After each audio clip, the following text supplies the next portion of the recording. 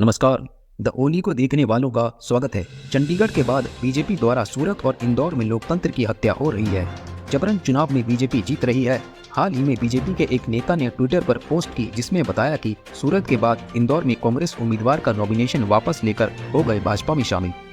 चलिए इस वीडियो में हम आपको डिटेल में बताते हैं, लेकिन उससे पहले अगर आप इस न्यूज़ चैनल पर नए आए हैं तो न्यूज़ चैनल को सब्सक्राइब, लाइक और शेयर करें। और अगर आप न्यूज़ इंग्लिश में पढ़ना चाहते हैं तो हमारी वेबसाइट www.theoligo.com पर विजिट करें। चलिए अब न्यूज़ में आगे बढ़ते हैं। चंडीगढ़ के मामले में जब सुप्रीम कोर्ट ने दखल दी तब मामला सुलझा। वहीं सूरत में बिना चुनाव हुए बीजेपी के नेता जीत गए और संसद बना लिया। अब इंदौर के प्रभावी नेता जिनका नाम है अक्षय कांति बम, ये इंदौर से चुनाव लड़ रहे थे। कुछ घंटों के भीतर अक्षय कांति ने अपना नॉमिनेशन छोड़ लिया और भाजपा से जुड़ गए।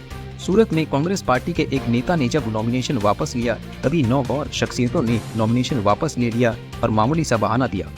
दूसरी ओर इंदौर में जब 26 को दूसरे चरण की वोटिंग हुई तब 8% वोटिंग घटी, जिससे बीजेपी में निराशा हो गई थी। नेताओं में बौखलाहट उठी तो उन्होंने अक्षय कांति पर 307 धारा लगा दी, जिसका अर्थ उन्हें डराना धमकाना था और भाजपा ज्वाइन करवाना था।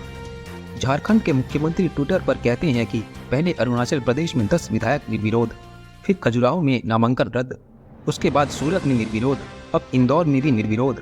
इंदौर के कांग्रेस उम्मीदवार अक्षय कांति बम के 17 साल पुराने मामले में 3 दिन पहले धारा 307 जोड़ी गई। मतलब साम दाम दंड भेद किसी भी हद तक जाकर जनता के अधिकार का दमन करके सत्ता हासिल करना उनका मकसद है। क्या आपको अब लगता है कि ये लोग सत्ता में लौटेंगे तो देश का लोकतंत्र और आपके संवैधानिक अधिकार सुरक्षित रहेंगे? अरविंद केजरीवाल, मनीष सिसोदिया, इसके अलावा आपके नेता सत्येंद्र जैन सभी जेल में हैं।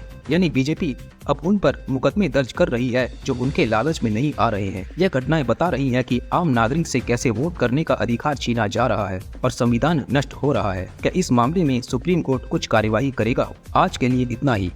द ओली को देखने वालों का धन्यवाद। जय हिंद।